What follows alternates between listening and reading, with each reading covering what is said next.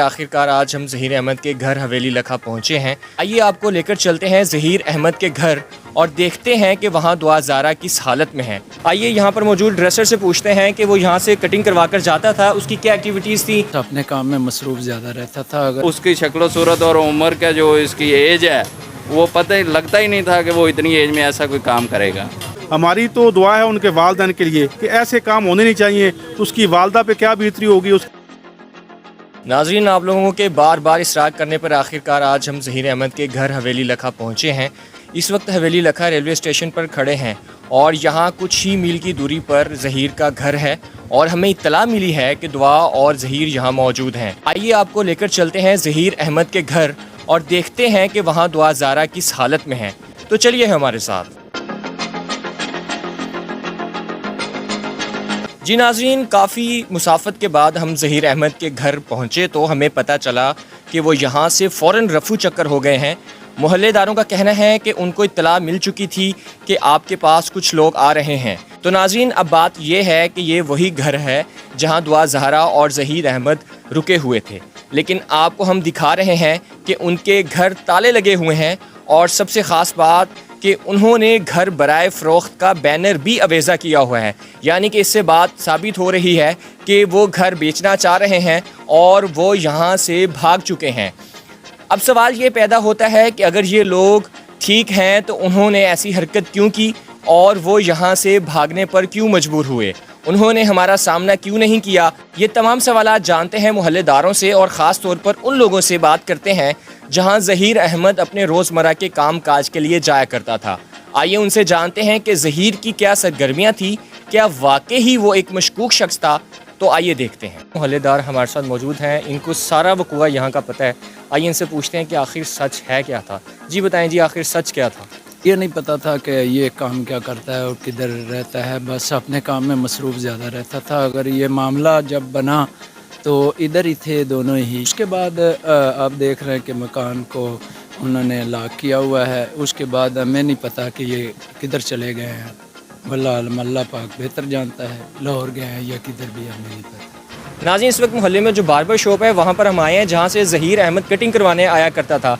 आइए यहाँ पर मौजूद ड्रेसर से पूछते हैं कि वो यहाँ से कटिंग करवा कर जाता था, उसकी क्या एक्टिविटीज़ थी, क्या सरगर्मियाँ थी वो जब कटिंग करवाने आता था, ऐसी कोई बात जो उसको नज़र आती हो। अस्सलाम वालेकुम जनाब, क्या हाल है? जी वालेकुम सलाम। जी सर वो हमारे पास फ़िलहाल तो एक दो दफ़ा कटिंग करवाने आया था तो उस बार नेक्स्ट टाइम हमने नहीं देखा। अक्सर ये पार्लर का काम है, इधर सब लोग काम करवाने आते हैं। फ़िलहाल तो ऐसा वैसा उसको मैंने नहीं गौर नहीं किया, पहले एक दो दफ़ा ही आया कटिंग करवाने, उस बार नेक्स्ट टाइम नहीं आया सर। नाज़रीन, इस वक्त हम ज़हीर अहमद के इलाके के मुकामी जनरल स्टोर पर मौजूद हैं। यहाँ पर जो जनरल स्टोर के मालिक हैं उनसे बात करते हैं, उनसे पूछते हैं कि ज़हीर अहमद यहाँ पर सौदा सलफ़ लेने आता था तो ऐसी कोई बात, ऐसी कोई उसकी एक्टिविटी जो इनको नज़र आई हो या ऐसी उसने कभी इनसे बात की हो, क्योंकि वो कह रहे हैं कि लड़की को अगवा करके लेके आया है या लड़की को भगा के लेके आया है, तो ऐसी कोई बात जो ज़हीर अहमद में इनको नज़र आती हो, इनसे पूछते हैं। जी बताइए, ज़हीर अहमद के बारे में आप क्या जानते हैं? जी बिल्कुल, मैं यहाँ का मुकामी शॉपकीपर हूँ, तो हमारे पास अक्सर वो आता था सामान वगैरह लेने के लिए, लेकिन बज़ाहिर उसकी ऐसे कोई हालात वाक़यात से पता नहीं था कि वो ऐसा कोई काम करेगा, ना कभी उसने ज़िक्र किया है। बाकी ये अमर जो हुआ है ये ठीक नहीं हुआ है। तो आप ये बताएं कि आप मोहल्लेदार थे, कभी आपने उसको मना नहीं किया या उनके घर वालों को कहा हो कि ये जो आपने इक़दाम उठाया ये बहुत बुरा इक़दाम है, ऐसा नहीं करना चाहिए था, ऐसे मोहल्लेदारों की जो साख्त है वो ख़राब होती है, कभी आपने समझाया हो उनको? जी पर हमें तो पता ही नहीं है ना, हमारे पास सामान वगैरह लेने आता था, लेके चला जाता था। अगर हमें इल्म होता तो हम ये ऐसा काम करने से बिल्कुल उसको रोकते, क्योंकि एक छोटी बच्ची है, उसको माँ बाप कितनी तालीम दिलाते हैं, उनकी परवरिश करते हैं। वो ऐसा दिन देखने के लिए तो नहीं ना अपनी बेटियां को पैदा करते हैं कि वो खुद जो है ज़िंदा दरगोर हो जाएं और सारी ज़िंदगी जो है अपनी वो बाकी की वो अपनी अजियत में गुजारें। अगर हमें इल्म होता तो हम उसको ज़रूर रोकते, लेकिन हमें कभी उसने ज़िक्र ही नहीं किया, ना हमें मालूम था कि वो ऐसा कुछ करेगा। उसकी शक्ल सूरत और उम्र का जो इसकी एज है वो पता ही लगता ही नहीं था कि वो इतनी एज में ऐसा कोई काम करेगा। नाज़रीन, इस वक्त हमारे साथ अहले इलाका के एक और फ़र्द मौजूद हैं जो कि यहाँ पर रहते भी हैं, लेकिन साथ ही साथ वो हवेली लखा के क्राइम रिपोर्टर भी हैं। इनसे डिटेल जानने की कोशिश करते हैं कि आखिर वाक़या है क्या, और इसके साथ ही साथ इनसे पूछते हैं कि ज़हीर अहमद कि जो सरगर्मियाँ थी वो किस तरह की थी, क्या वो वाकई ही बच्चा इस तरह का था या उसके पीछे कोई गैंग मुलविस है या आखिर वाक़या है क्या, आइए इनसे जानते हैं। अस्सलाम वालेकुम जी। जी वालेकुम सलाम। ये वाक़या कुछ दिन पहले का है, माह रमज़ान का ये मामला है। तो दुआ ज़हरा कराची की एक लड़की है, ये बच्चा जो ज़हीर अहमद है ये यहाँ से शिफ्ट होकर 2-2.5 साल कबल लाहौर शिफ्ट हो गए थे यहाँ पे। इसके रहने वाला मुकामी है, इसके चाचे ताया ये यहाँ पे ये पला बड़ा है। इसकी जो हालात वाक़या है ऐसे लगता नहीं बज़ाहिर, लेकिन अंदर के हालात जो घर के हालात होते हैं वो कोई घर वाले बेहतर समझते हैं, अदरवाइज़ कोई दूसरा नहीं समझ सकता। इसके बाद ये जो हम देखते हैं कि सारी सूरत हाल, वो इधर का रहने वाला, इधर से खेलता था, इधर ही पढ़ता था वो, पर गरीब सा मुतवस्सत के तलक है उसका, इतने बड़े को रईस भी नहीं है।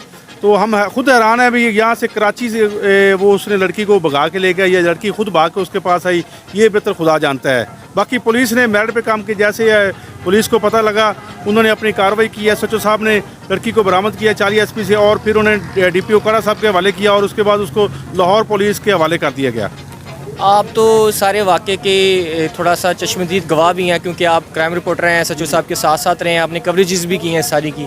तो आपको क्या लगता है कि लड़की जो उसकी कितनी रजामंदी इसमें शामिल थी? लड़की के बयान के मुताबिक जैसे ही उन्होंने SHO साहब ने उनको पकड़ा है, उसी दिन लड़की ने स्टेटमेंट दी, उसके मुताबिक तो वो मुतमिन थी। वो कहती थी मैं अपनी मर्जी से आई हूँ, कोई भी चीज़ मैं साथ लेके नहीं आई।